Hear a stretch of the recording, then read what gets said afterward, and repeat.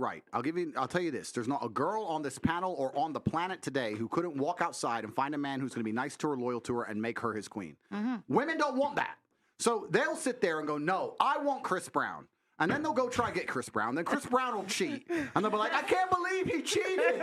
I am devastated. Well, what the fuck do you think's going to happen? If I go to the car garage, right, you have to make a decision what you truly want in your life. If you truly want to just find a man who's going to look after you and take care of you, you're going to be his queen, he's going to be loyal, you can find that all day, but you're going to have to settle to a degree where a lot of women perhaps are not prepared to do that. You see how women act. They'd rather chase a fraction of a real G's time than have 100% of the time of a fucking dude who they don't respect at that level.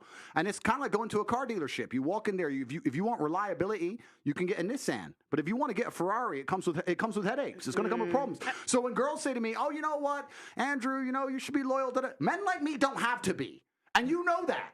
So why the fuck are you here trying to tell me what to do? Because you know I don't have to be loyal, and all the girls I'm fucking don't have to be loyal. So why are you sitting there pretending you expected me to be loyal when everyone knew from ground up day one it was never going to ever fucking happen? And you're still here. I think you're still texting me. They're going to be the one that changes you. Well, no, yeah, of course they are. That's the biggest mistake that girls make. So whose fault is this? This is the female decision. They sit there and decide, no, I want this.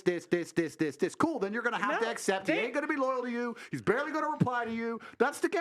They like being cheated. I swear to God, this show has made me believe. I think women like to be cheated on. I don't. I swear to God, no, because all y'all ever talk about is your exes that cheated on you. That's all y'all ever talk about, and Who? it's like only that's talks about that.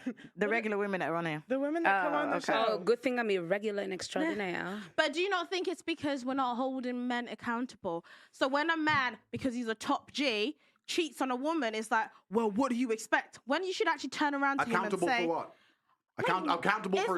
Accountable for his natural evolutionary biology. Is cheating morally correct? Yes. Depends. Yes. How So can you're you say? okay- How can you you're okay- say that? Are you You're joking? okay with your woman cheating on you then? Absolutely not. That's haram. No, because It's around when she cheats on you, but you can cheat on her. There has not been, in the history of humanity, across any culture, any book, any story, any fable, there has never been across the history of humanity any respect put on the name of a promiscuous female ever.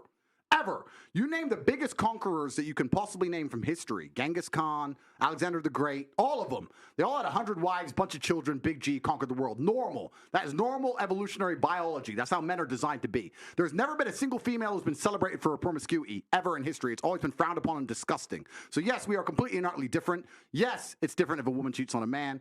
And if a man is at a complete top level of his life and ticks every single box, and if he decides to be loyal, which some do, and I can be loyal, and I have been loyal, but there's also times in my life where I think, fuck it, I don't want to be, and get a new girlfriend every single day of the week. I can do that, and I can decide to do that. If a woman decides to do the same, purely because her value is high enough to attract so many males, because she's beautiful, for example, it is completely different. And I'm going to explain to you why it's completely different, so buckle up.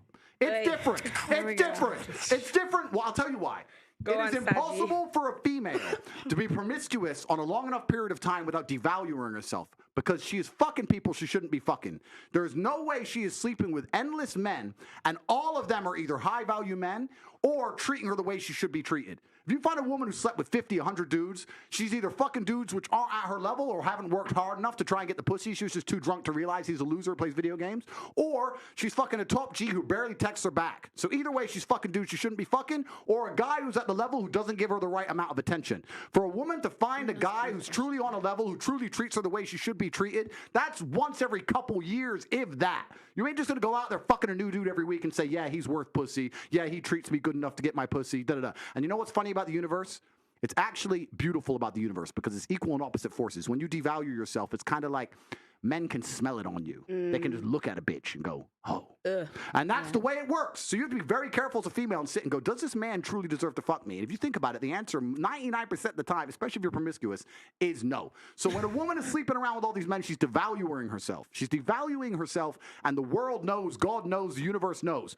When a man does it, he doesn't devalue himself at all. That's just the way it works. Can I ask you a question?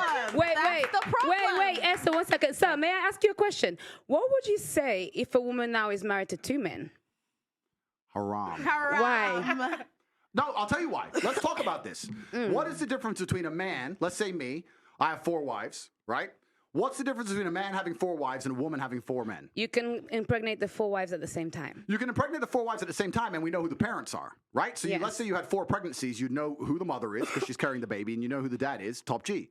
If you had a woman with 4 men and she gets pregnant, who's the parents? What about if... But no, I'm asking. Okay, Do you know? I ask, what if they're different races? One Answer white, the one black. question. You don't know. Answer the question. You don't know. Now, modern science can come along and maybe fix that for you, but that doesn't mean it's not wrong in the eyes of God. The idea of having a family, the idea of a child being born, one of the baselines for a new life to come onto this planet is for at least to understand who the 2 people who made it are. At least.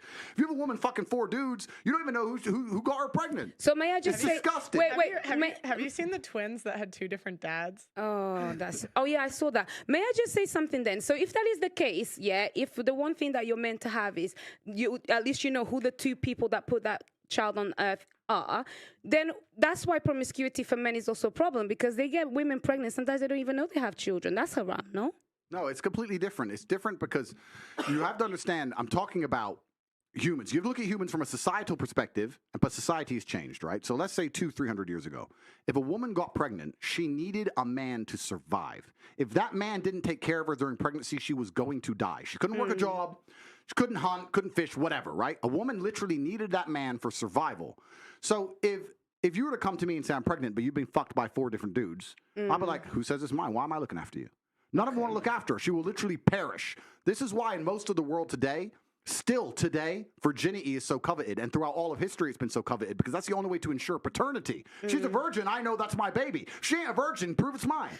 Outside of this modern science bullshit, shaitan, the devil we have here in the West, in most of the world today, without virginity or at least a low body count or at least anti-promiscuity, you can't tell that that's your baby. So it's a completely different thing. You're looking at the idea of a woman being pregnant and coming to a group of men and saying, one of you has to take care of me and put up with me when I'm fat and moody and annoying and I need my bills paid. And all the men are going to sit there and go, no, fuck no, prove it's mine. You can't prove it, bounce.